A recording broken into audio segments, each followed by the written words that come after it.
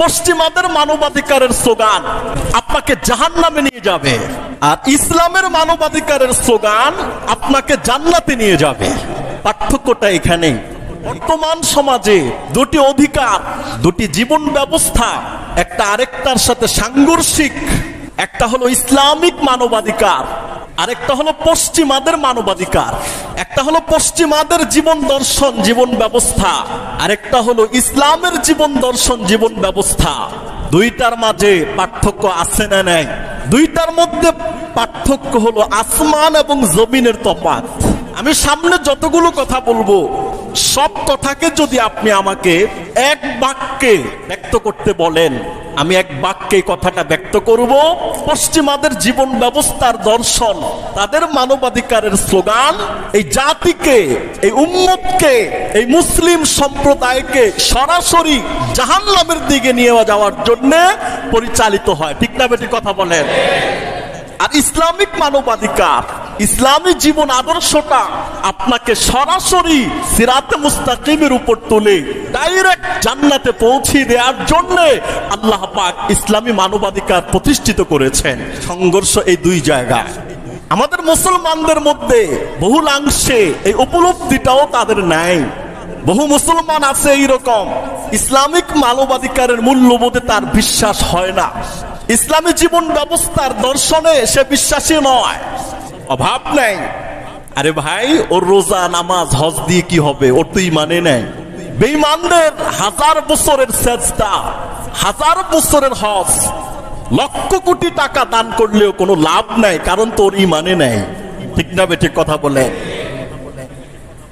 আল্লাহ পাক সূরাতুল মায়েদা 3 নম্বর আয়াতে বললেন, আল-ইয়াওমা আকমালতু লাকুম দীনাকুম ওয়া আতমামতু আলাইকুম নি'মাতি ওয়া রাদিতু লাকুমুল ইসলাম দীনা। আল্লাহ পাক বলেন, আজকের দিনে আমি তোমাদের জন্য তোমাদের দিনকে, ইসলামকে, জীবন ব্যবস্থাকে পরিপূর্ণ করে দিলাম। সুবহানাল্লাহ বলে।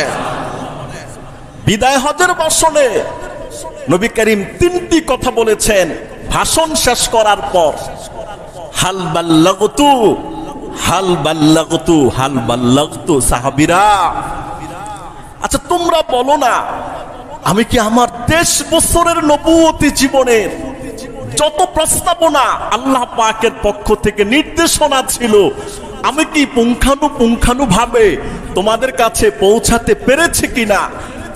একবার, দুইবার, 3বার এই কথাটা বললেন। সকল সাহাবায়ে কেরাম উত্তরে বললেন, হ্যাঁ অবশ্যই আপনি আপনার নবুয়তের জিম্মাদারি লুকোচুরি খেলেন নাই, চুপান নাই, লুকান নাই, স্বার্থের দ্বন্দ্বে পড়েন নাই, হাজারো ঝড় তুফানের মধ্যেও আপনি আপনার প্রতিপালকের পক্ষ থেকে নির্দেশনা সব আমাদের কাছে পৌঁছিয়ে দিয়েছেন। সুবহানাল্লাহ বলেন। আল্লাহ পাক রাসূলের পরে বললেন, আল্লাহ আমি আমার নবুয়তের জিম্মাদারে পৌঁছে দিয়েছি, এরা সাক্ষ্য দিচ্ছে, আমি তোমাকে সাক্ষী রাখলাম। সে কিয়ামতের বিভীষিকাময় দিনে উম্মত যখন অস্বীকার করবে তখন তুমি সাক্ষী দিবে না। সবাই স্বীকৃতি দিয়েছে যে নবী তার দায়িত্ব পৌঁছিয়ে দিয়েছেন, সাহাবারা স্বীকৃতি দিয়েছে, সবচেয়ে শ্রেষ্ঠ সাক্ষী কে? আল্লাহ। ওই মুহূর্তে আয়াত অবতীর্ণ হয়েছে, আমি তোমাদের জন্য তোমাদের জীবন ব্যবস্থাকে পরিপূর্ণ করে দিলাম, বাদ নাই কিছু। জীবন ব্যবস্থা দিয়েছেন কে? আল্লাহ।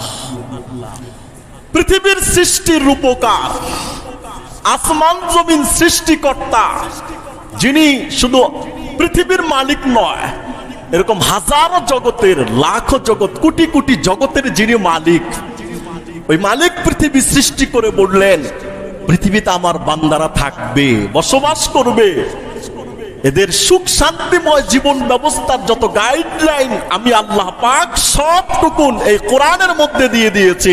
ঠিক না বেঠিক কথা বলেন? গাইডলাইন কোরআন দিয়েছেন, অপূর্ণ রাখেন নাই। নবী করিমকে সান্ত্বনা দিলেন।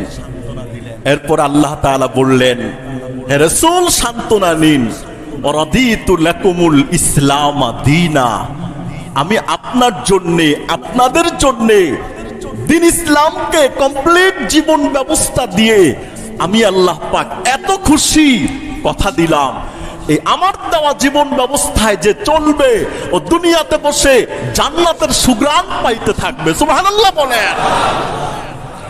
দুনিয়াতে বসে জান্নাতের সুঘ্রাণ চান? দুনিয়াতে বসে আপনার ঘরটা কি জান্নাতি ঘর চান? দুনিয়াতে বসে আপনি কি একজন জান্নাতি বাবা হতে চান? দুনিয়াতে বসে একজন জান্নাতি স্বামী হতে চান?